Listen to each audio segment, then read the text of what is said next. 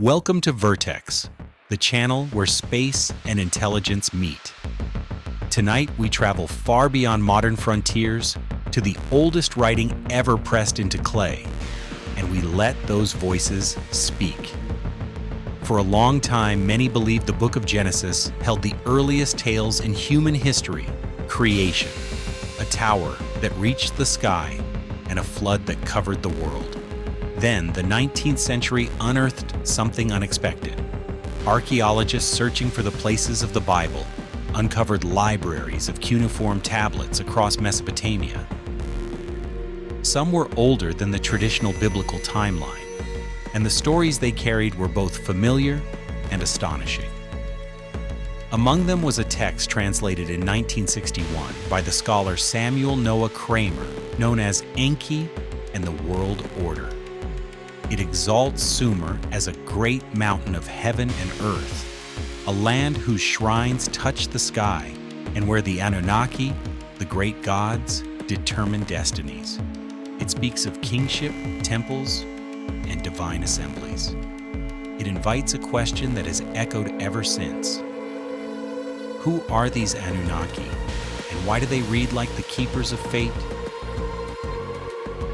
The lines praise Sumer as a place where power flows from sunrise to sunset, a land where creative force brings forth gods and crowns, where a lord sits beside Anu, the king of heaven, and where Enlil, father of the lands, stands like a cedar to shelter the world. The Anunnaki take their places in shrines, flocks multiply, temples rise to the skies, and in the middle of this order, the Anunnaki determine the destinies. The words are devotional poetry, but their picture of the cosmos is clear. A council of divine powers working above and beneath the human world, binding outcomes before they unfold. That idea, destiny apportioned, will return again and again in the oldest literature we possess. Across Sumerian, Akkadian, Assyrian, and Babylonian traditions, the name Anunnaki sometimes simply means the gods, but often it points to a particular group linked to the underworld. In those roles, they judge, they allot, they decree. One of the oldest epics in the world, the Epic of Gilgamesh, shows them at work. After the death of Enkidu, the text says the Anunnaki, the judges, seized him. Later it tells how the Anunnaki gather with Mamatum, mother of destinies, to pronounce the fates of mortals. Life and death are their province. The day of anyone's death they do not reveal. This is not a morality play about heaven and hell. It is a bureaucratic vision of the cosmos. Someone keeps the books. Someone stamps the tablet. The universe in these stories runs on decrees. The 11th tablet of Gilgamesh carries a flood account that listeners will recognize at once. Enlil unleashes a storm. The land glows with torches and then falls into darkness. Winds flatten the earth for 6 days and 7 nights. When the waters calm, a survivor tests the world by releasing birds, first a dove, then a swallow, and finally a raven that does not return. The rhyme of details with Genesis is too close to ignore. In the biblical account, Noah sends a raven, then a dove, waiting 7-day intervals, and the dove finally returns with an olive leaf.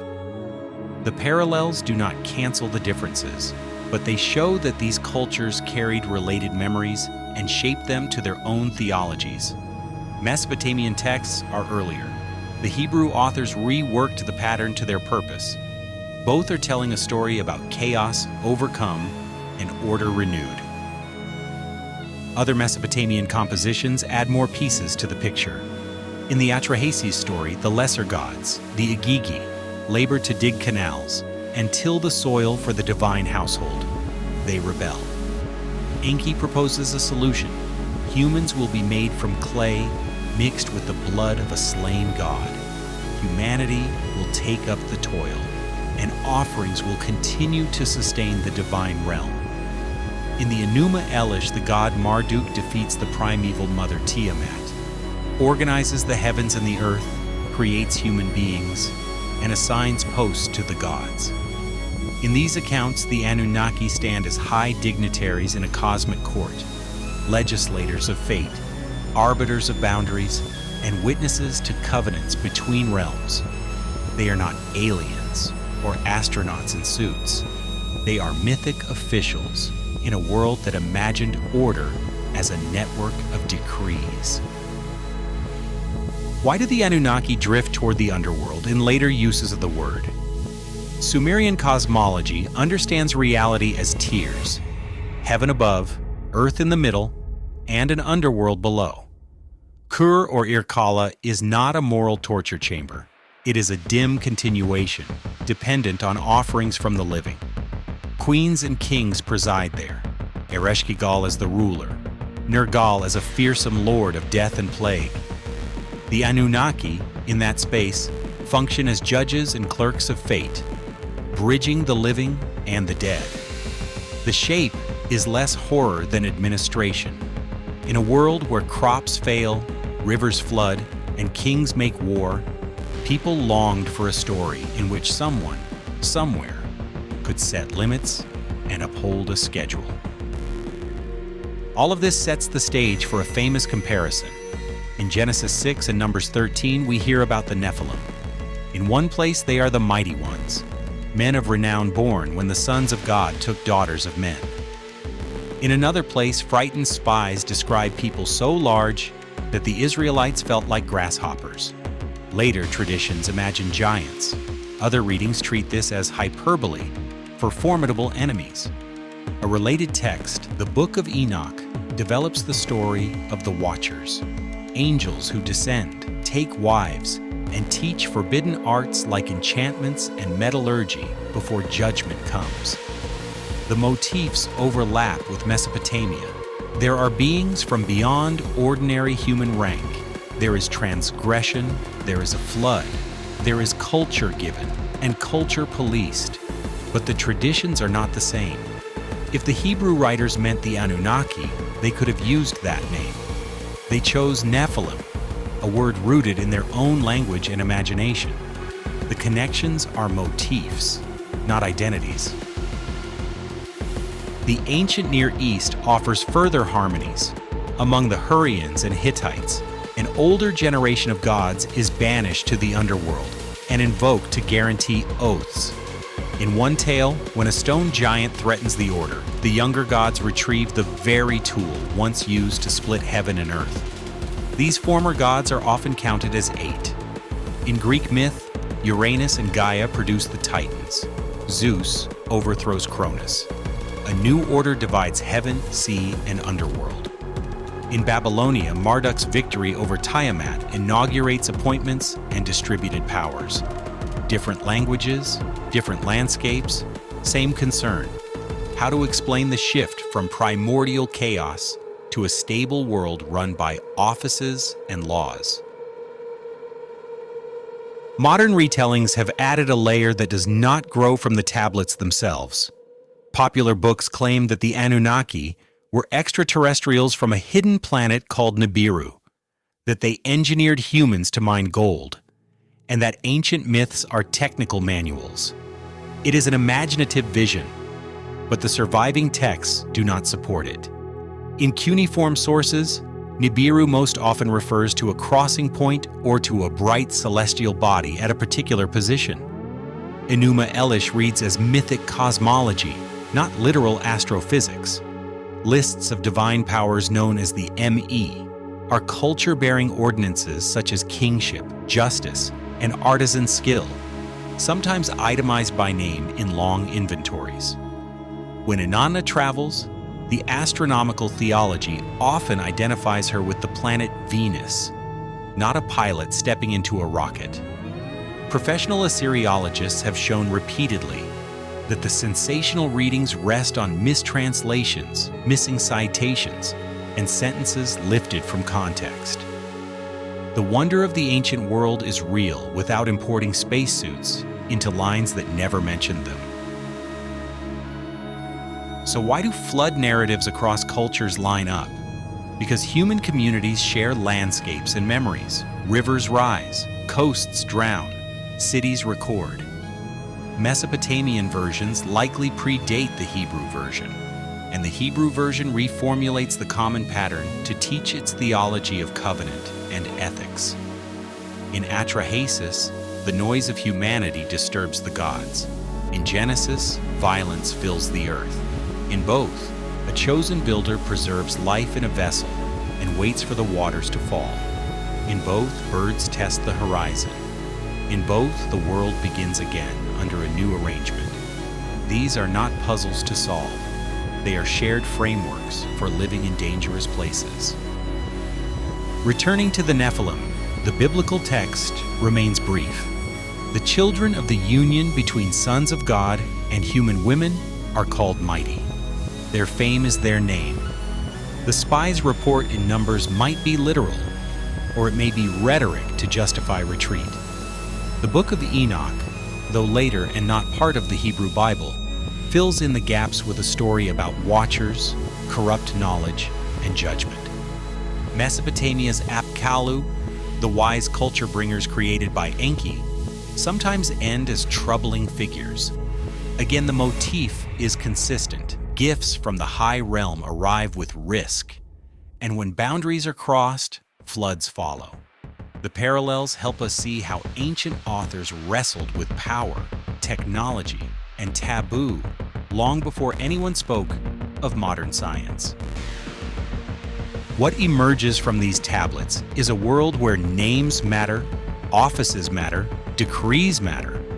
The Anunnaki, whether expansively meaning the gods or narrowly meaning a council in the deep, are part of a story world that makes sense of drought, disease, and dynasty. People offer, pray, and build because they hope that the order above can calm the chaos below. This is less about fear of punishment than desire for a schedule, a calendar, a shared law. In that sense, these myths are pragmatic. They say the universe can be negotiated. They say someone can listen. They say destinies can be written, and therefore perhaps rewritten. Think about the cities that produced these stories. They rose where rivers met and silt made the soil black and generous. They depended on canals kept clear by labor, on scribes who counted barley, on courts that settled disputes. In such a world, the idea that destiny is a record kept by a council is not fantasy. It is an extension of city life into the sky and under the earth. The gods look like officials because officials were the people who made life possible. When listeners hear the flood account side by side, some imagine plagiarism, others imagine prophecy. The simpler answer is transmission. Stories traveled with merchants and envoys. Scribes copied and recopied. Each community placed its god at the center and spoke in its own style. The resemblance is not a scandal. It is evidence that memory lived along trade routes and across generations. The debate about the Nephilim often turns on one question: are they giants? The texts allow that reading, and later tradition embraced it. But the force of the passages is less about height and more about renown and fear. The men of the name are remembered. The spies are intimidated. If we read carefully, we see how language does double duty, describing the world and also shaping how communities act in it. Modern claims about alien engineers reflect a different kind of desire, the wish to find ourselves as latecomers to someone else's grand project, to inherit a technology rather than build one. The tablets tell a harder and more impressive story. People organized, people learned, people measured the sky with naked eyes and built ziggurats brick by brick. That is not less wondrous because it is human. It is more wondrous. Even the underworld, so frequently misunderstood, is practical. The dead continue as shades who still benefit from cups of water and small cakes. The living remember the dead by feeding them. In doing so, they also feed their own memory. The Anunnaki preside there because judgment and record-keeping do not stop when breath stops. The city continues below as above, more silent, more solemn, but familiar. When scholars like Samuel Noah Kramer rendered these texts into modern languages, they did not merely add footnotes to the Bible. They opened a corridor into minds that planned irrigation and cataloged stars.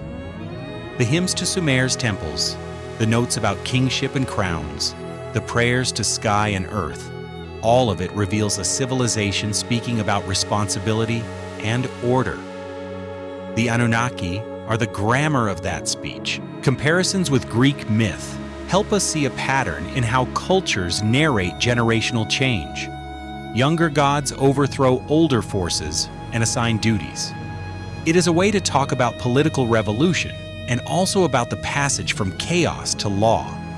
The names differ, Marduk, Zeus, but the function is analogous, to say that order is not an accident, but a victory that must be maintained. Read in this light, the idea that destinies are written does not make humans puppets. It gives them a script to appeal to. Rituals seek mercy not from random storms, but from a council that can be persuaded. The moral point of Genesis, then, and the civic point of Mesopotamian songs align more than we might expect. Both insist that violence and arrogance destroy worlds. Both enshrine survival through wisdom and obedience. We end where we began. The oldest clay tells us that people imagine councils above and courts below because they built councils and courts on earth. They told flood stories not to glorify ruin, but to explain survival and to warn against crossing boundaries that keep communities whole. They spoke of Anunnaki and of destinies to say that life could be ordered again after chaos. The Hebrew writers shaped the same memories with new purpose, speaking of Nephilim, of corruption, of judgment, and of renewal. Across the differences, the human project is the same. Understand the world, honor what is higher, and live together under limits that protect life. This is Vertex. If this exploration deepened your curiosity, please like this video, subscribe to the channel, and share it with friends who care about the ancient sources behind our most enduring stories. Your support helps us continue to investigate the oldest questions and the newest frontiers.